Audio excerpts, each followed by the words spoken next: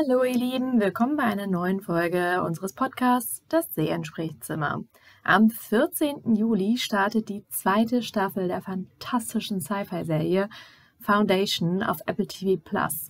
Vorab durfte ich nicht nur mit dem Director sprechen, sondern auch mit einigen Darstellern. Hier kommt mein Interview mit Hari Seldon Schauspieler Jared Harris. Viel Spaß! Hi, Ricarda. I was wondering, Hari Seldon's superpower seems to be mathematics. If you needed to save the world using math, how would you fare? You're in trouble. So you're not good with math? I mean, without a calculator, I'm terrible. Well, if you had a calculator, maybe then? Then I'm pretty basic. Yeah, you're doomed. I'm sorry. Okay, thanks for It's trying, all though. acting. All right, next question. With mathematics kind of being portrayed as magic, I was wondering, what are your thoughts on basically becoming Space Jesus in this season? Space Jesus. I wish I'd thought of that. Oh my God, that's my favorite question of the day. Thank you. I mean, structurally, in terms of the story, having studied civilizations through history, he knows that that's a necessary evolution of the society. It's going to go through a religious phase. And the idea, as he posits to Gale in season 1, is that he presents himself and his story, his mythology, in a godlike manner so that it will sustain the mission. But he doesn't want them to get stuck there. You know, personally, I would not enjoy that kind of responsibility. Thank you. Next question. Shows like Foundation are celebrating thinkers and scientists, which is, I think, very crucial. But after now having watched season 1 and season 2, Hari's premonition is kind of a double-edged sword in the sense that it is kind of like a godlike approach even. And I was wondering whether you think that this might not be the best approach as well?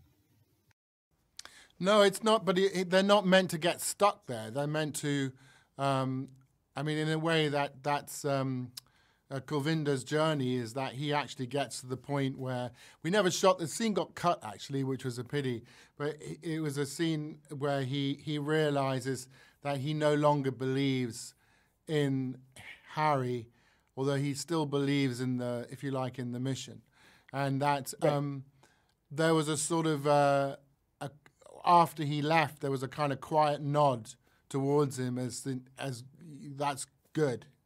You know, you've got to the right place because you have to liberate yourself from that that approach to seeing the world, if you like.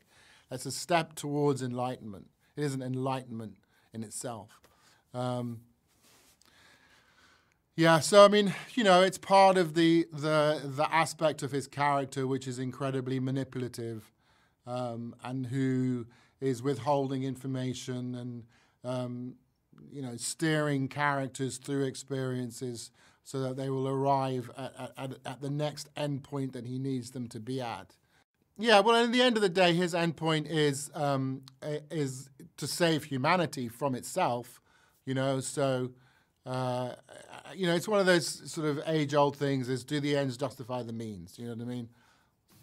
And what other character, aside from Hari, of course, surprises or even intrigues you the most in season 2? That's a good question. I mean, I'm always fascinated by Demoiselles' character because we find out, as you sort of find out more and more about the character, and you realize just how much information that character has at their possession, and there's a kind of conflict in them being able to actually act on that information because to some extent they're programmed towards behaving in a certain way. I find that kind of conflict and paradox very interesting. How is the character of Hari Seldon different in season 2 as compared to season 1? Well, there's very distinctly two different versions of the character. And you know, that's for me. Other than having a lot more to do than I had to do in season 1, that's what I was focused on, is you know, delineating and delving into those differences in the character and exploring them on camera. Harry is a very practical thinker, and I was wondering if we ever get to see his emotional side as well, if he has one. Well, I think it doesn't sound like you were able to see a lot of season 2. I did, but I was supposed to not to do any spoilers. So. Yeah, I mean, you know, we explore very explicitly. I mean, for me, one of the conversations I had with David from the very beginning was that I didn't want to. So I wasn't interested in playing somebody who's just, you know, remote and cut off and essentially almost like an AI, like Hal from 2001. You know, they needed to have both of the characters need to have emotional journeys. Otherwise, you're just basically a device to deliver exposition. So they had to have emotional journeys. So that's what our conversations were about, was trying to figure out, because, you know, they work out the plot first. So, and then within that, then you start trying to figure out how you're going to create an emotional journey within that plot. As an actor, what things go through your mind when you are switching between Dr. Seldon on one side and Hari on the other? Like, how do you differentiate those two essentially different characters, and what acting tools do you use for that?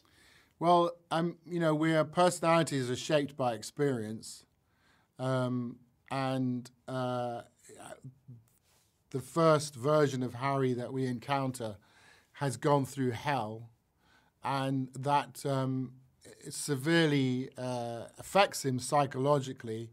And I was interested in my conversations with David about exploring that the psychological effect on that, and that it didn't just get resolved in one conversation. You know, that kind of thing is going to echo throughout the season, and to some extent he never properly recovers from what happened to him.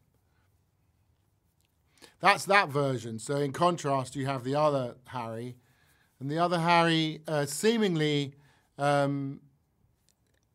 His predictions are being proved right. So it seems as though that version of Hari is more in control. But, you know, obviously the writers are smart, and they're not going to, you know, they like to have surprises up their sleeves. I'm not giving anything away, but they're good at what they do. So you've done a lot of different genres as an actor.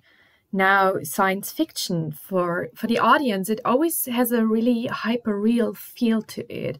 And I was wondering, in what ways does the genre affect your acting? Well, it has to be real. And I think that's probably the challenge in sci-fi, is that, you know, you can come up with the sonic screwdriver that will fix any problem. You know what I mean? And right. And you need to, that works for that. But in this, they're trying. They want it to be grounded, so it seems plausible, you know. And so you have to find things that make sense to you, that relate to you. You have to constantly try and ground it, and those are parts of the conversations that you have with the director, with the showrunners, the writers. Is to how to achieve that, how to make it make sense in that way. Because, you know, it's easy just to throw in sort of big ideas and then kind of like, you know, you suddenly pull out a magic invention out of your hat to get out of a situation, you know. This version of sci-fi is, I mean, you can see in the sense that where they've gone in the world, it feels very real, you know, and the environments feel very real, and they want that kind of tactile feel to it. So, you know, you have to do the work elsewhere as well to make sure that it feels psychologically real. Like many of the key characters in Foundation, Hari is obviously a very complex character. But how would you personally characterize him? Like, do you think he's more of a villain or a hero, or maybe even an anti-hero? Well, I mean, it depends on his aim is to save humanity from itself, and he's willing to do some things that are questionable, morally questionable, to achieve that result. And in that sense, the sort of interesting thing about playing that type of character is, at what point do they get lost, or are they able to maintain a sort of an eye towards their North Star, where they understand what the goal is, and that on some length, to the extent that their actions are justified in the end because they're trying to achieve an objective, which has an altruistic end to it. So that's the kind of line that they're playing with in terms of the audience's curiosity about the character. So he's both. Asimov's novels have affected so many generations of science fiction and has even sort of inspired sagas like Star Wars or Dune. And I was wondering which parts of it inspired you the most? Which part of the story? Well, I don't want to give anything away by answering that explicitly, but they made a decision to explore the character in depth. Let me just say that, and I enjoyed that. I don't want to give a detailed, explicit answer because one gives things away. I want the audience to tune in each week. Their curiosity should be piqued each week, and they're going to get answers, if they stick with it. Thank you so much for your time, Mr. Harris.